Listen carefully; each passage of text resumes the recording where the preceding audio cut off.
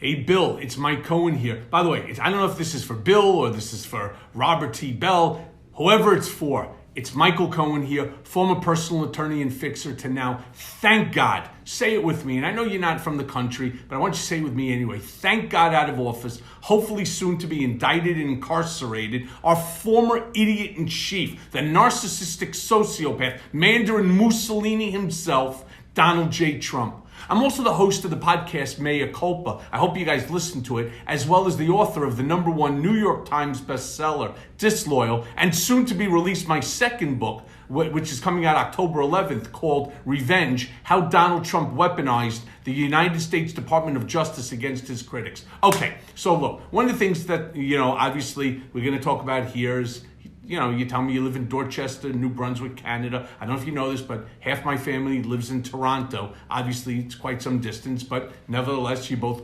my dad, my family, you guys are all Canucks. One of the things is that you actually own a jail, and that's really fucking cool, to be honest with you, and you have it up on Airbnb.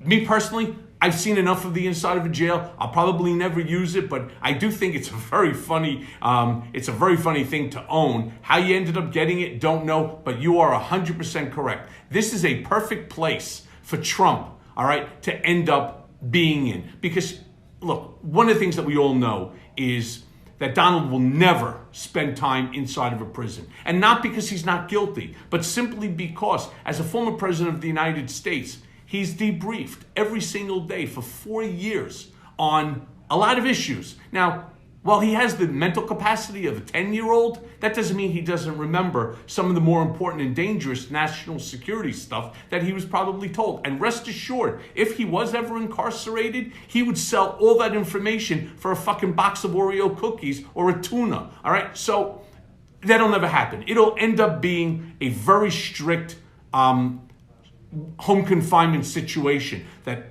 internet cut off, telephones cut off, he's going to have security there, and so on. So let me just put that and go to some of the things that you wanted me to talk about and comment on, which are the charges that were brought against Trump by our insane, incredible, Attorney General Tish James. First, I thanked her because she credited the investigation to me yesterday during her speech. And for that, I truly I was stunned and beyond appreciative. Yesterday, she filed a 200-page indictment that contained over 200 allegations of improper and illegal manipulation of tax, properties, etc. I mean, it goes so deep. On top of that, they even talk about that there were tax documents that Trump was required to turn over. Did he? The answer is no. Why? Simply because he doesn't feel that the law applies to him. It applies to the rest of us, but just not to him. And so he doesn't turn it over. During the Mar-a-Lago raid, what happens? They find that fucking information, which was pursuant to subpoena, and they end up taking it.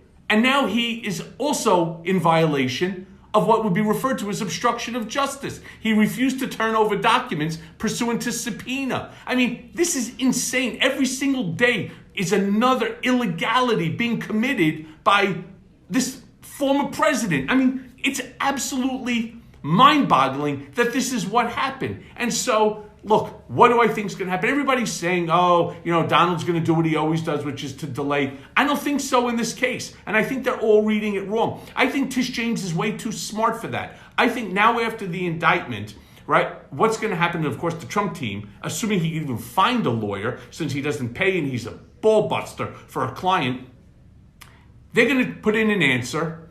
I believe Tish James, the Office of the Attorney General, who now has also sent the file to the IRS for prosecution, as well as the Attorney General, Merrick Garland.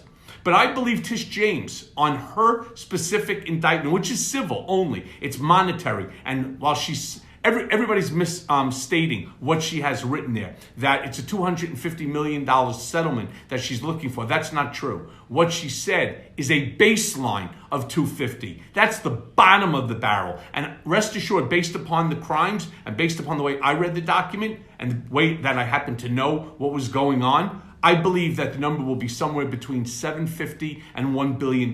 They've already shut down the entire Trump organization.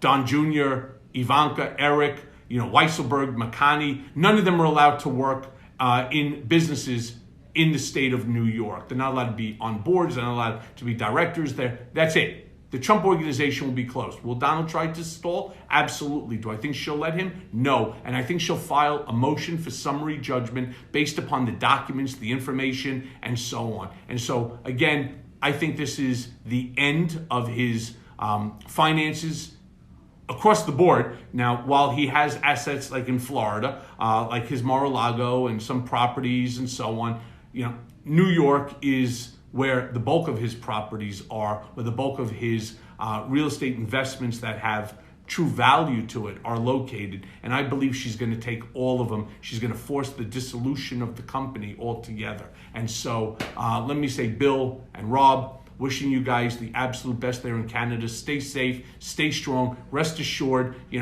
we'll get through this somehow. And not so sure why you want me to say it, but I see www.dorchesterjail.com being your home. I think it's a really cool thing, to have. Enjoy it. Wishing you all the best, my friend. Stay safe, stay strong, and keep in touch.